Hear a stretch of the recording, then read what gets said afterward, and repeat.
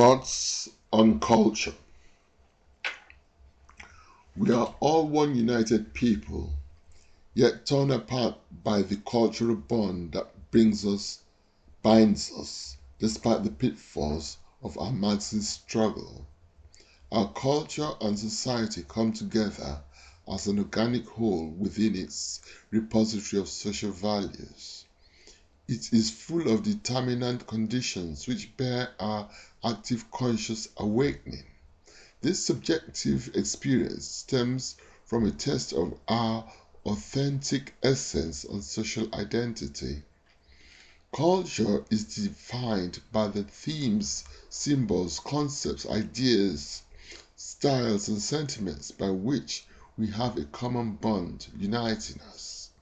Distinctive behavioral traits, such as groupings, rituals, and other modes of organization governance, contribute inadvertently to the values we pass on from one generation to the next within the parameters of our society and economy.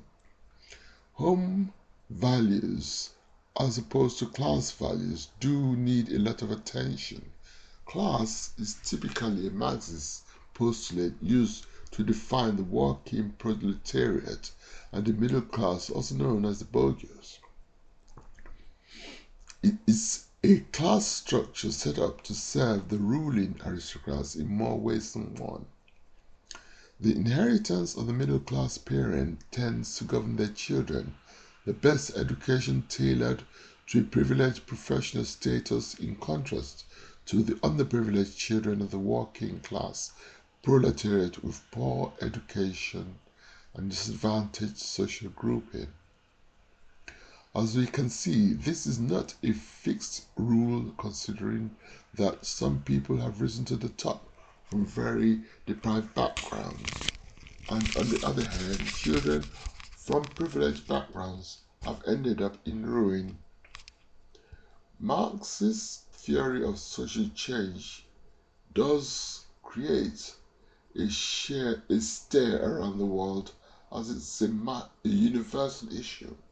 If we weigh the factors of this Marxist ideal, we will be on the way to the development of a stable government and a promising economy, transforming our political development and ideology.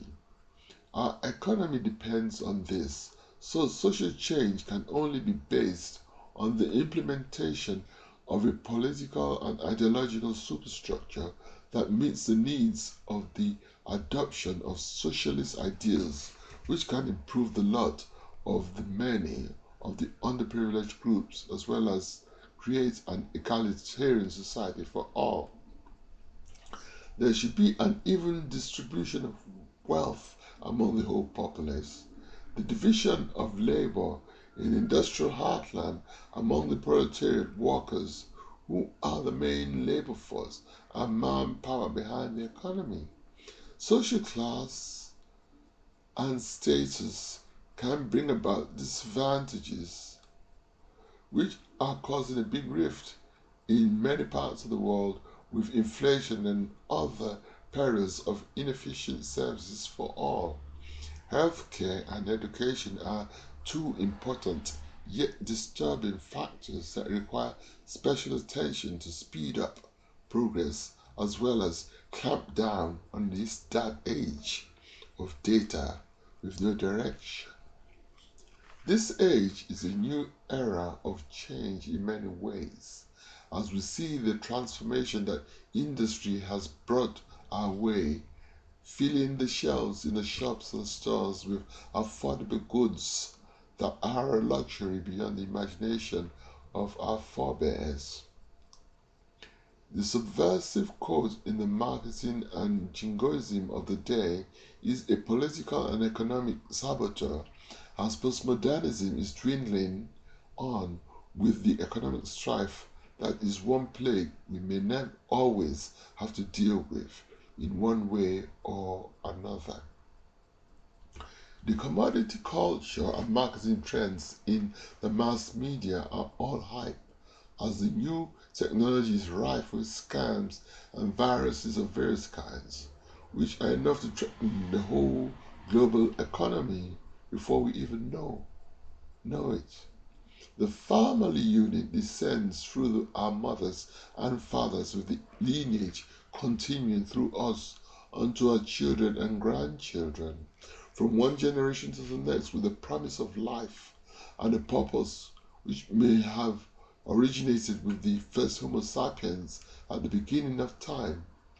In an agrarian community, it's that the farm and estate survives through each new generation. The big city rush and the industrial revolution have brought change beyond expectation, but man lives and only his innate qualities have kept him alive for so long. Over time, the cause of man's ascent has been a bundle of different situations and developments that have determined our present day world. The greatest asset that we have been endowed with is our reasoning faculty, which has separated us from other living species. Innovation started with the Stone Age man and his ability to invent, or to put another way, to solve problems by design. Furthermore, the belief in the supernatural, or a supreme being up there in heaven, and the guardian angel looking over us through all the perils and abundance of the daily grind. The anthropologist's study of different races and social settings defines the norms that govern these different cultures, but conclude on certain qualities that remain and are identical to all humanity. This sort of capability in man is the social engineering and political inclinations in which authority is determined in the delegating of power into the hands of those in a community that appear to be the proficient ones by either their intelligence or physical constitutions. There are a host of qualities that a leader must have, as I can easily quote: in the land of the blind, the one-eyed man is king. With authority in place, the responsibility is delegated to those that may be suitable to support the leader in subsidiary roles, as a hierarchy of authority is established in a system of government.